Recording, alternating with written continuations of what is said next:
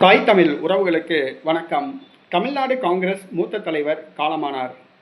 தமிழ்நாடு காங்கிரஸ் மூத்த தலைவர் காலமானார் என்ற தலைப்பில் இந்த காணொளியை காண்கிறோம்.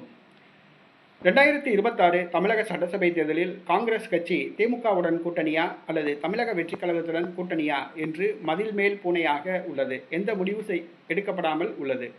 இந்த சூழ்நிலையில் காங்கிரஸ் மூத்த தலைவர் ஒருவர் சற்று முன் திடீரென காலமானார். சிவகங்கை மாவட்டம் காரைக்குடி தொகுதி முன்னாள் சட்டமன்ற உறுப்பினர் சுந்தரம் இன்று காலமாகியுள்ளார். 1996 மற்றும் 2006 ஆகிய சட்டசபை தேர்தல்களில் காங்கிரஸ் கட்சி சார்பில் இவர் போட்டியிட்டு வெற்றி பெற்று தமிழக சட்டசபைக்கு தேர்வு செய்யப்பட்டவர். சிவகங்கை மாவட்டத்தை சார்ந்த முன்னாள் மத்திய அமைச்சர் ப. சிதம்பரத்தின் தீவிர ஆதரவாளராக இருந்தார். இவருக்கு உடல்நலக் குறைவு ஏற்பட்டது. மருத்துவமனைக்கு சிகிச்சை பெறுவதற்காக தனியார் மருத்துவமனைக்கு சென்றார். காரிலிருந்து இறங்கும் பொழுது தவறி விழுந்துள்ளார். இதனால் தலையில் படுகாயம் ஏற்பட்டுள்ளது. உடனடியாக அந்த மருத்துவமனையில் தீவிர சிகிச்சையில் அனுமதிக்கப்பட்டிருந்தார். சற்று முன் காலமாகியுள்ளார்.